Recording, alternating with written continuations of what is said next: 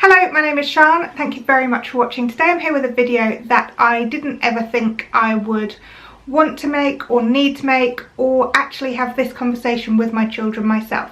So I'm making this video to hopefully make it easier for you to talk to your children about terrorism. I'm just going to say right off that I'm not making any money from this video. It is not monetized by me at all, so I'm not making anything from this. I wanted to make you that very transparent from the beginning because I didn't think that was an acceptable, I don't want to make money out of something bad that's happened. Obviously this comes about because of the atrocities that happened in Manchester on Monday night, which I still can't get my head around. The Thursday before, I queued up in that foyer to get into Manchester Arena to go and see Take That. Had an amazing night with my best friend. She came up from London. We had a night out in Manchester. It's something we do generally when Take That tour. We discussed taking our children with us next time for their first concert because we thought it would be a really nice atmosphere for them and we thought they'd really enjoy it. I've obviously discussed with my children what happened on Monday. My daughter, who is 6, was quite upset, but she also tried to rationalise it, which I found really difficult. She said no, maybe he didn't mean to do it, maybe it wasn't meant to go off there. And trying to explain that actually he did mean to do that is a really difficult thing. So here are some things which I found really useful for me when talking to my children about terrorism. Firstly, keep them calm, make sure they don't panic. It's something that's very easy to do. Obviously with my daughter, she tried to rationalise it.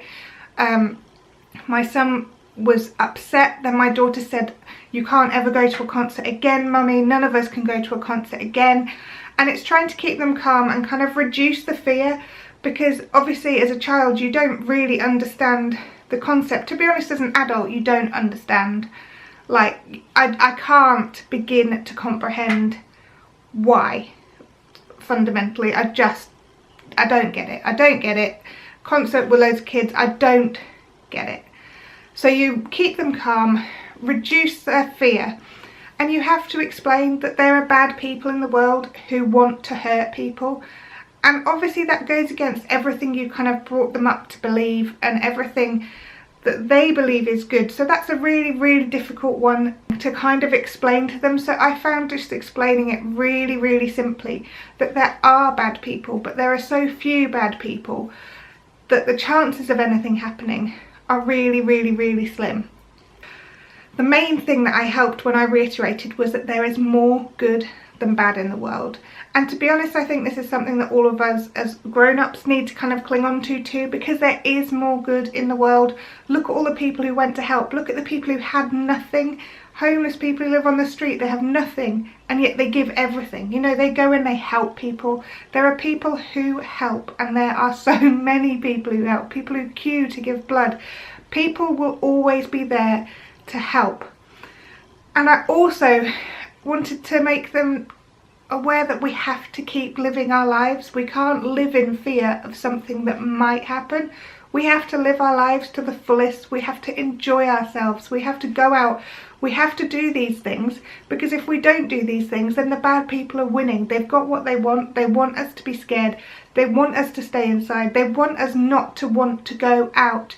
But we have to go out and enjoy things and do things and experience things, because you never know what is going to happen next. Bad things happen to good people all the time, and that's an awful thing to have to tell a child.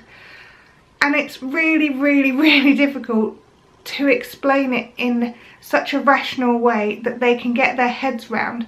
As a kid growing up in the 90s, we experienced bomb threats, we experienced all kinds of things. My school used to be evacuated every other month, and honestly I never felt fear. I felt slight shame because once we got evacuated when I was wearing my gym kit, and we had to go to the school across the road which had boys in because it was a mixed school, and we were all wearing our gym knickers, which were never a good look.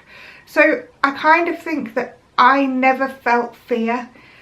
Even though my dad lived in London, he was caught up in the King's Cross fire, all this kind of stuff. I never feared for his life with him going to work, and I don't want my children to fear for me going out on a night out with my best friend, or for my husband going to work each day. I don't want them to fear, because fear is so consuming and it's just not good. I hope I've managed to get some semblance of like a thread out of my mouth as to what to say to your children, some kind of reason, and hopefully we don't have to make this conversation that often, but seemingly we're in a world where we do, and I think that our children need to know that these things happen, but they also need not to fear that it's going to happen to them.